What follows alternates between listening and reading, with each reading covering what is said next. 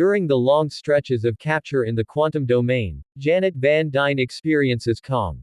In the current day after the clash of Earth, Scott Lang has turned into an effective memorist and has been living cheerfully with his sweetheart expectation Van Dyne. Lang's presently adolescent little girl Cassie has turned into a lobbyist whose exercises bring about Lang rescuing her of prison. While visiting Trust's folks, Hank Pym and Janet, Cassie uncovers that she has been dealing with a gadget that can connect with the quantum domain. After learning of this, Janet frenzies and attempts to shut down the gadget, yet the message is gotten, bringing about an entryway that opens and maneuvers them five into the quantum domain.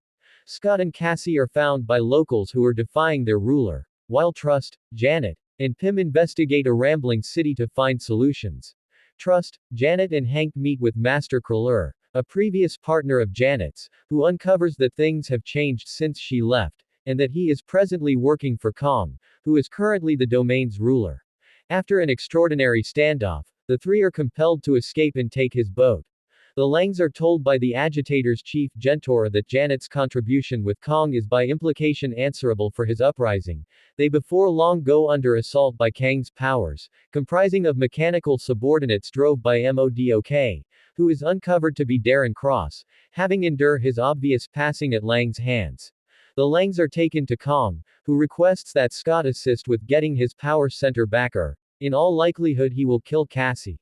Lang is taken to the center's area and psychologists down. He is almost suffocated in an ocean of variations of himself, however Trust shows up and assists him with gaining the power center. Be that as it may, Kong reneges on the arrangement, catching Janet and obliterating her boat with Hank on it. Subsequent to being safeguarded by his insects, who were additionally maneuvered into the quantum domain, quickly developed, and became hyper-insightful, Pym assists Lang and Trust as they with advancing toward Kong. Detained, Cassie salvages Gentora and they begin an uprising against Kong and his military.